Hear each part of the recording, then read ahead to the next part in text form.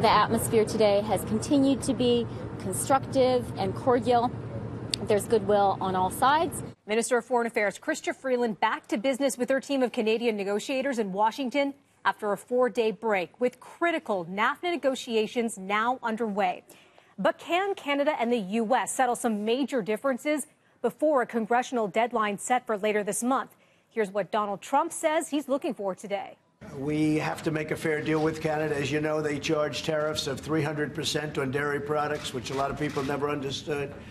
They have walls up against us doing business in Canada, and yet they come and do business with us. I love Canada. I love the people of Canada. But they and other countries have been taking advantage of the United States for many years, and this is a president that has stopped it. The push now is to get a new NAFTA plan that includes all 3 North American countries to the U.S. Congress by October 1st, so American officials can give the okay before Mexico's next president takes office December 1st. What should Canadians be watching for as talks resume?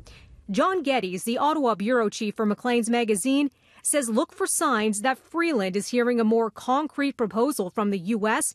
on either of the 2 outstanding big issues. And those are dispute settlement and, of course, Canada's protected dairy market. I think what the Canadians have been looking for is some kind of sign for the Americans on what they might be willing to put on the table, that other than just asking for, a complete cave-in from Canada on both those subjects, something more acceptable than that. Another key demand yesterday in BC, Justin Trudeau digging in when it comes to protecting Canada's cultural industries. The cultural exemption must stand as part of any renegotiated NAFTA. It is inconceivable to Canadians that an American network might buy Canadian media affiliates, whether it's newspaper or TV stations or TV networks. It would be a giving up of our sovereignty and our identity.